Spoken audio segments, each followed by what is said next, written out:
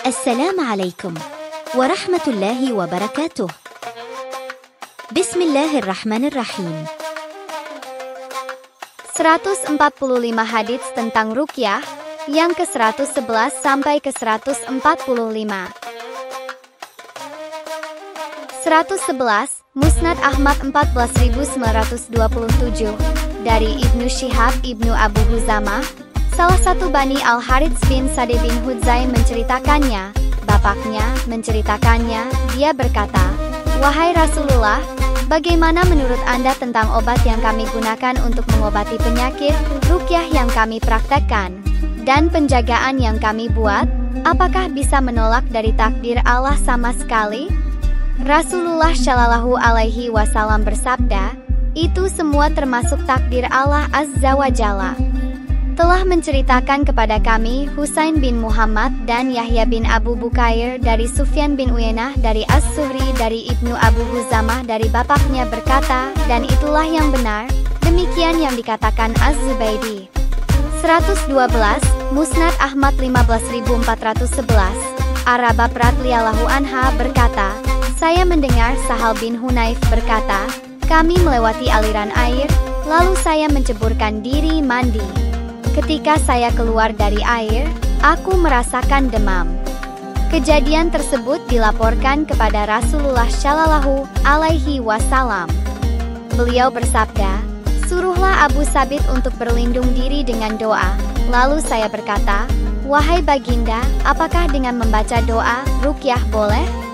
Beliau bersabda, "Tidak ada ruqyah, kecuali karena pandangan mata jahat, badan yang terkena racun ataupun sengatan." Affan mengatakan, karena pandangan mata jahat, sengatan, atau racun. 113, Musnad Ahmad 17474, dari Al-Akar bin Al-Mughirah bin Syubah dari bapaknya dari Nabi Shallallahu Alaihi Wasallam, bahwa beliau bersabda, siapa yang berobat dengan menggunakan kei atau meminta untuk diruqyah, maka sesungguhnya ia telah berlepas diri dari sifat tawakal. 114, Musnad Ahmad 17490, dari Al-Akar bin Al-Mughirah bin Syubah dari bapaknya, bahwa Nabi Shallallahu Alaihi Wasallam bersabda, tidak dikatakan bertawakal orang yang minta untuk diruqyah dan berobat dengan kei. Sufyan berkata, beliau mengatakan 2 kali, yaitu berobat dengan kei. 115, Musnad Ahmad 17507, Mujahid menceritakan, ia berkata, Akar bin Al-Mughirah bin Syubah menceritakan suatu hadits kepadaku. Saat aku keluar dari rumahnya ternyata hafalanku belum lancar sehingga aku kembali lagi bersama seorang dari temanku. Kemudian di jalan aku berjumpa dengan Hasan bin Abu Wadzah yang baru keluar dari rumah Akar. Ia bertanya, apa yang menyebabkanmu datang lagi? Aku lalu menjawab begini dan begini. Maka Hasan berkata, telah menceritakannya kepada kami Akar dari bapaknya dari Nabi Shallallahu Alaihi Wasallam, bahwa beliau bersabda, tidak dikatakan bertawakal orang yang berobat dengan kei dan minta untuk diruqyah. 116, Musnad Ahmad 17511, Akar bin Al-Mughirah bin Syubah dari bapaknya, bahwa Rasulullah Shallallahu Alaihi Wasallam bersabda, barang siapa melakukan kei dan meminta untuk diruqyah, maka ia telah berlepas diri dari sifat tawakal. 117, Musnad Ahmad 19061, dari Imran bin Husain dia berkata, Rasulullah Shallallahu Alaihi Wasallam bersabda, tidak ada ruqyah kecuali karena penyakit ain atau demam. 118, Musnad Ahmad 19066, dari Imran bin Husain, bahwa Rasulullah Shallallahu Alaihi Wasallam bersabda, ada 70.000 orang dari umatku yang masuk surga tanpa hisab. Mereka adalah orang yang tidak menggunakan pengobatan dengan kei, tidak meminta diruqyah, tidak tatayur dan mereka selalu bertawakal hanya kepada Tuhan mereka.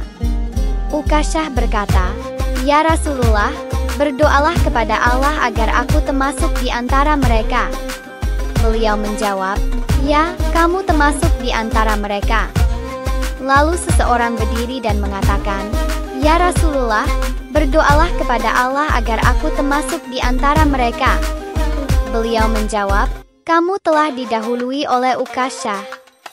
119, Musnad Ahmad 19083, dari Imran bin Husain dia berkata, Rasulullah Shallallahu Alaihi Wasallam bersabda, tidak ada ruqyah kecuali karena penyakit ain dan demam. 120 Musnad Ahmad 19116, dari Imran bin Husain, bahwa Rasulullah Shallallahu Alaihi Wasallam bersabda, umatku akan masuk surga sebanyak 70.000 tanpa hisab dan tanpa azab. Mereka adalah orang-orang yang tidak berobat dengan kay, tidak meruqyah, tidak tatayur dan hanya kepada Rabb mereka bertawakal. 121 Musnad Ahmad 19133 telah menceritakan kepada kami Imran bin Husain bahwa Nabi Shallallahu Alaihi Wasallam bersabda, 70.000 dari umatku akan masuk surga tanpa hisab dan azab. Mereka adalah orang-orang yang tidak berobat dengan kay, tidak meruqyah, tidak bertathayur dan hanya kepada Rabb-nya mereka bertawakal. 122 Musnad Ahmad 19159, dari Imran bin Husain, bahwa Rasulullah Shallallahu Alaihi Wasallam bersabda, tidak ada ruqyah kecuali karian penyakit ain dan demam. 123 Musnad Ahmad 20833, dari Harijah bin Es-Sahal, ia berkata, Yahya dari pamannya, ia mendatangi Rasulullah Shallallahu Alaihi Wasallam kemudian pergi meninggalkan beliau. Ia melintasi suatu kaum, di tengah-tengah mereka ada seorang gila yang diikat dengan rantai. Para penduduknya berkata, kami diberitahu bahwa teman kalian itu datang membawa kebaikan. Lalu apakah ia punya sesuatu untuk mengobatinya? Iya, pamannya Yahya berkata, kemudian saya meruqyahnya dengan surat Al-Fatihah.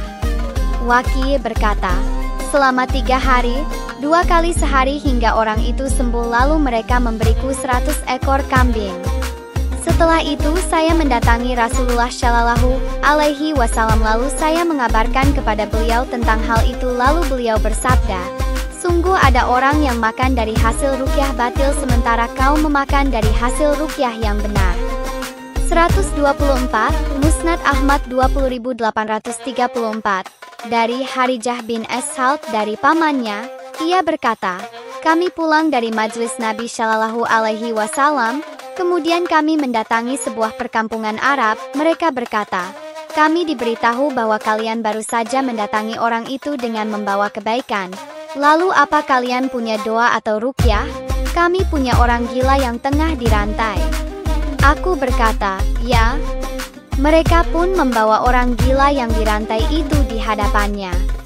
Kemudian saya membaca surat Al-Fatihah selama 3 hari di pagi dan sore hari. Saya kumpulkan ludah saya kemudian saya meludahkannya lalu seolah-olah ia sembuh dari penyakit gila. Kemudian mereka memberi saya hadiah, saya berkata, nanti dulu, hingga saya bertanya kepada Nabi Shallallahu Alaihi Wasallam.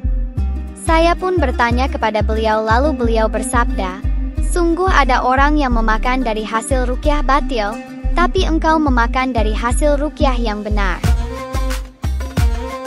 125 Musnad Ahmad 20936 telah menceritakan kepada kami Rif'i bin Ibrahim, saudara Ismail bin Ulayyah.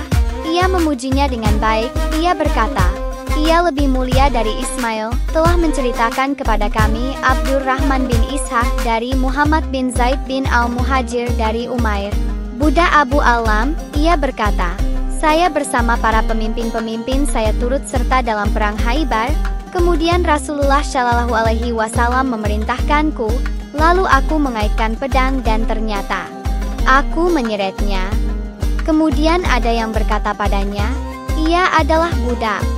Kemudian Rasulullah Shallallahu Alaihi Wasallam memerintahkanku membawa beberapa perkakas. Kemudian saya memperlihatkan ruqyah kepada beliau yang pernah aku pakai untuk meruqyah orang-orang gila di masa jahiliyah.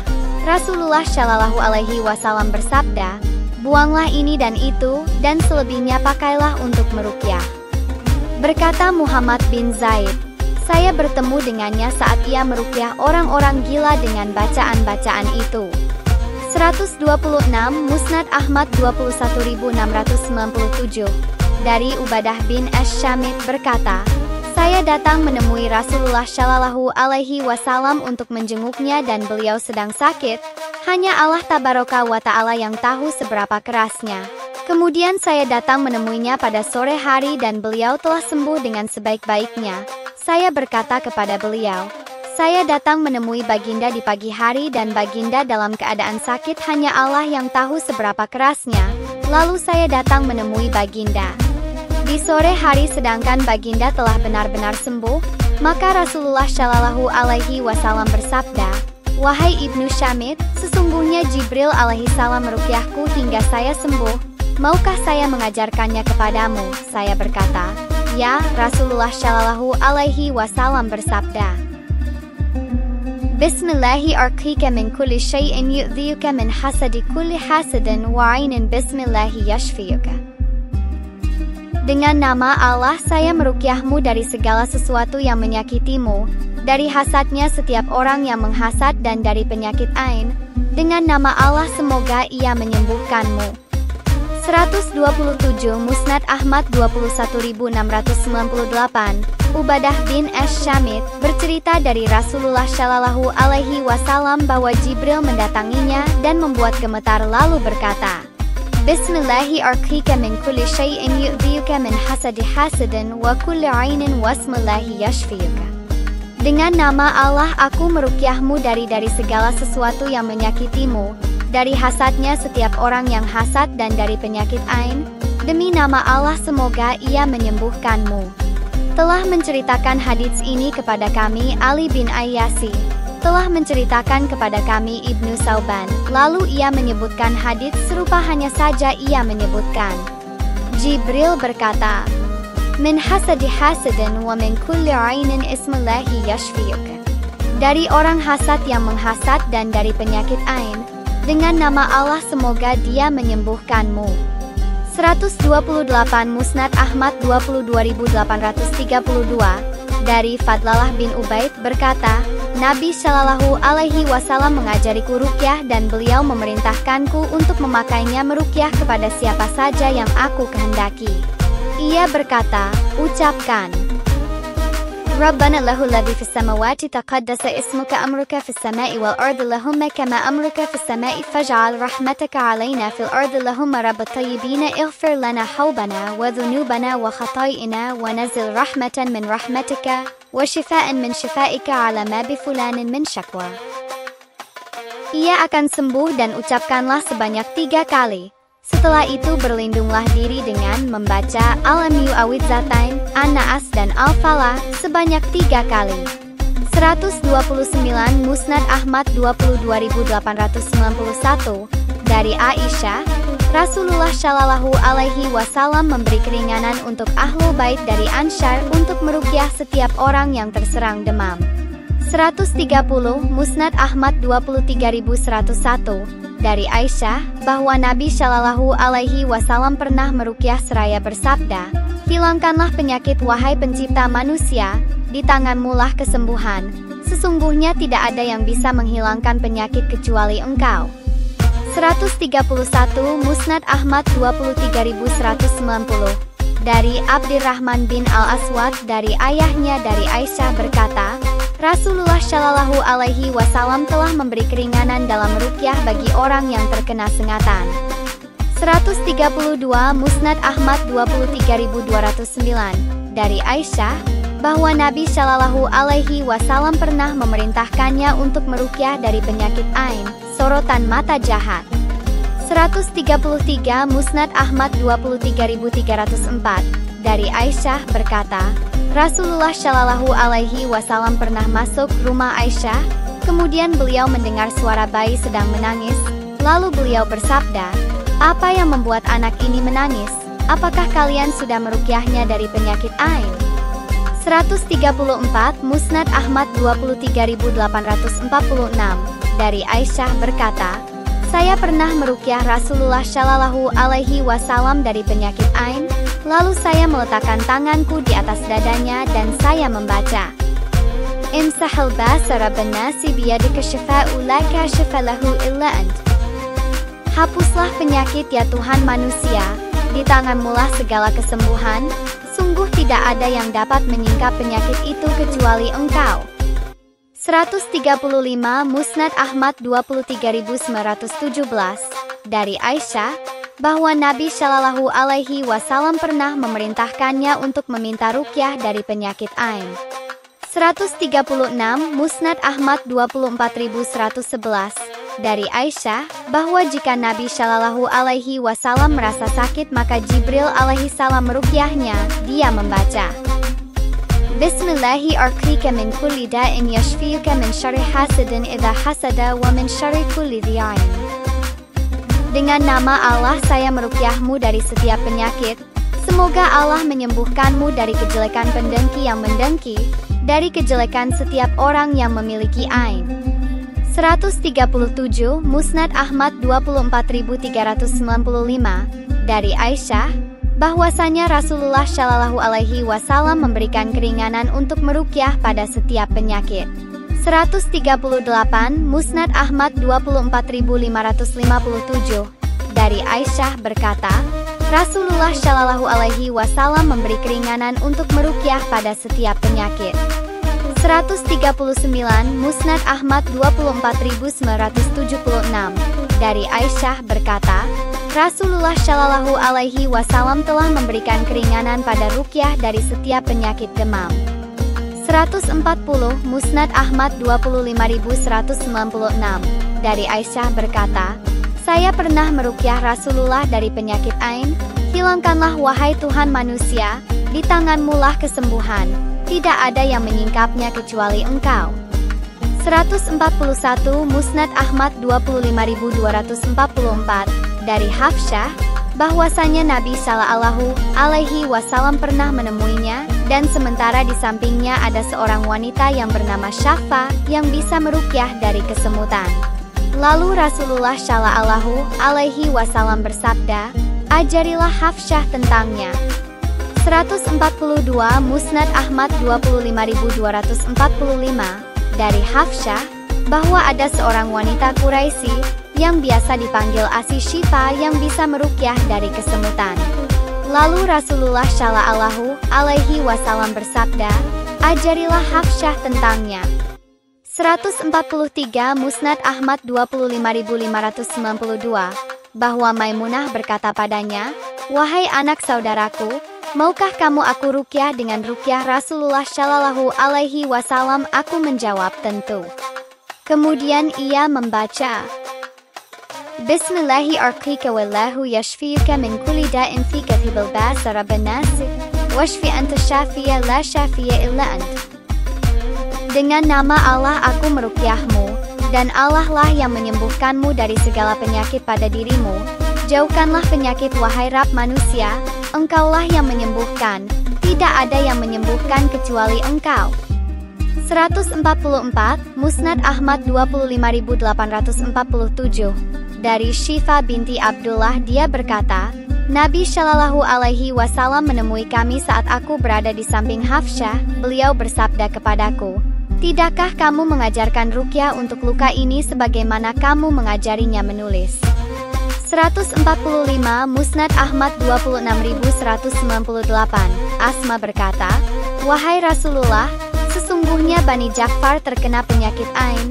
Bolehkah aku membacakan ruqyah untuk mereka? Beliau menjawab, ya, sekiranya ada sesuatu yang mendahului takdir, maka itu adalah penyakit ain.